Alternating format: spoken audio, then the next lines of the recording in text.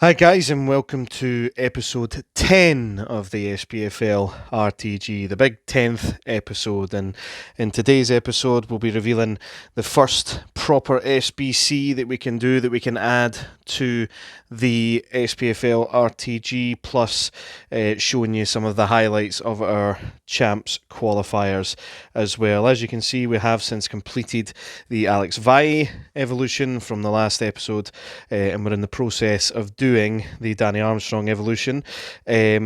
There was a couple of other evos that of course dropped on Friday, which I'll discuss towards the end of the video. But we do have a player that fits the past and present that we packed. Ryan Kent, of course, used to play for Rangers, and some Rangers fans will want him back. It seems that he's a free agent now.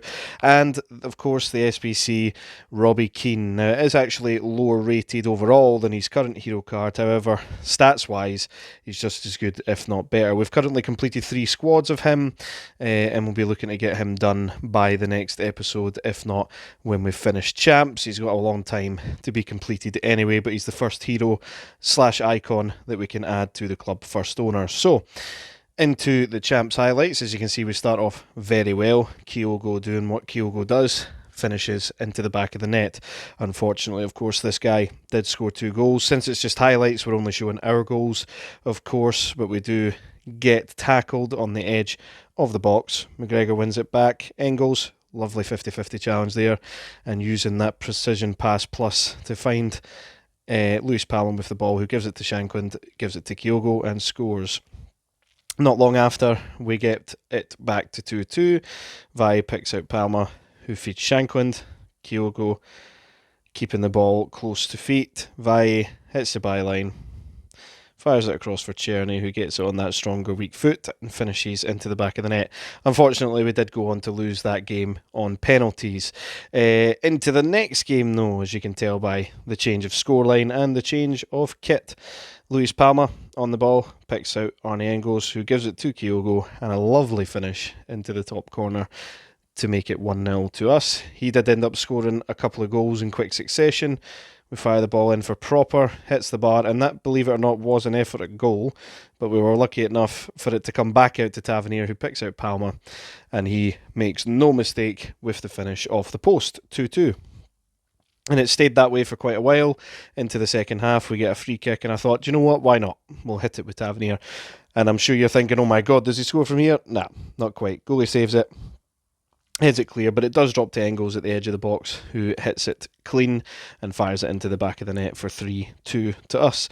Not long after that, we drive forward with Kyogo. He looks to pick out Shankland at the back post, headed clear. McGregor hits it on the volley, well saved by the goalie, but this time, second bite of the cherry with Proper heading it. He doesn't make any mistake this time. 4-2 up, in control in the second game of qualifiers. And just to make sure of matters, we do give it to Shankland, who does hit the bar with a nice effort there. It only gets headed out as far as Czerny, who with his quick dancing feet gives it to Palma, La Croqueta inside, and he fires it into the back of the net, and that was enough for this guy, and we're currently 1-1 in qualifiers. We were 1-0 down to this guy thanks to a Rashford power shot. He was looking to make it 2-0 there, but a good tackle from Proper, and then we look to go on the counter. Engels picks out Czerny, who gives it to Kyogo, and just in acres of space, chips the goalie, making it 1 each. Don't know how I managed to get that amount of space, especially on this game with the AI defending. He does have a header, of course, from a corner, but then we look to go and counter straight away. Czerny, I actually looked to play the big switch to Palma, and we got a slice of luck.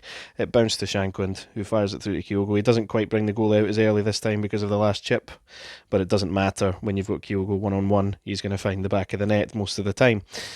Then we do make it 3-1 to us. Engels finds himself in a bit of space, fires it on the edge, not quite enough to beat the goalkeeper from there. However, with Robin Proper in the box, you've always got a chance at scoring a header, it seems. He's really good at that this year. Hopefully he gets an Evo to get him up to that 80 plus and get some of his other stats boosted. Interception there from McGregor. Engels gives it to Palma. Kyogo dances his way through and just slides it into the bottom corner for 4-1 just after half time. And then a few minutes later, he's trying to come forward with Heung-min Son.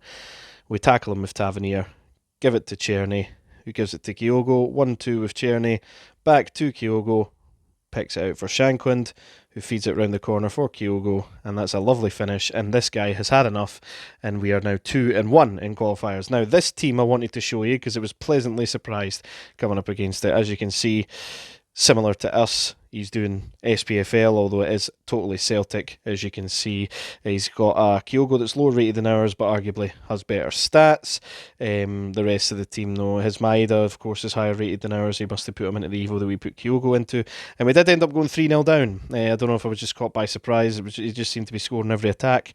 And I was thinking at one point, maybe he should be the guy doing this series and not me. But we do pull one back just before halftime through Kyogo. And then, in all honesty, from that point, we were in complete control.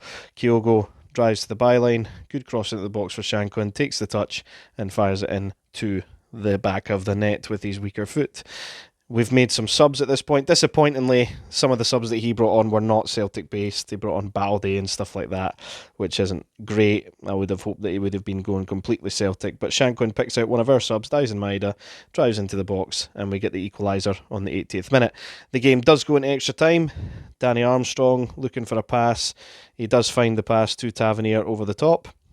Cut inside, give it to Nikola Raskan, who gives it to Kyogo, and we make sure of matters by giving it to Shankland on a plate to make it 4-3, and we take the lead for the first time in this game in the 93rd minute.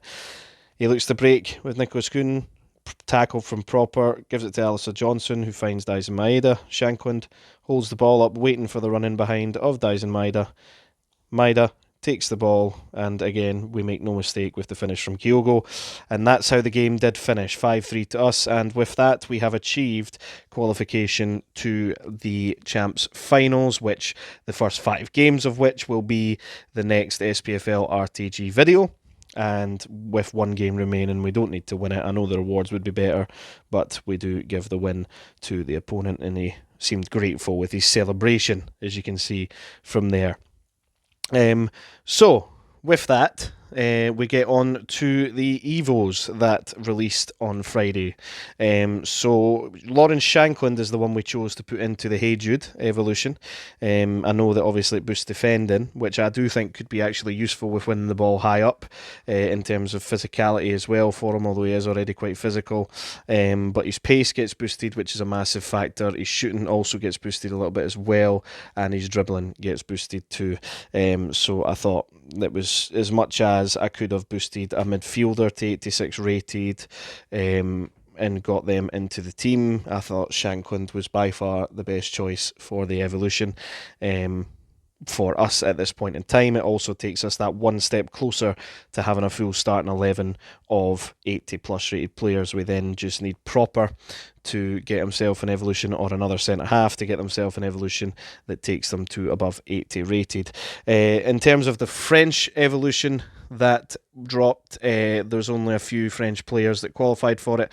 There's not that many French players in the Scottish Premiership in the first place, but Mo Silla was the one that got put into it. You'll see him in the next video. He goes to 80 rated when he gets finished as well. I'm not sure because of the way that EA have been this year, but I think we'll get another Evo tonight and potentially tomorrow as well, so we'll see who ends up going into that. But we're in a strong position at the moment in terms of the team. Obviously, Philippe Clement is the manager that we've got at the moment as well, and we'll see what happens if my Philippe Clement outlasts the real life Philippe Clement in terms of being the Rangers manager representation on this. We shall see. So the next SPFL RTG episode will be the first 5 games of Champs Finals. Hopefully we can get better than the last 2 attempts of being 2 wins and 3 losses after the first 5 games. Let's hope to be positive after the first 5 games this go around. The next video on the channel though should be the match reaction to Celtic versus Aberdeen in the League Cup semi-final today.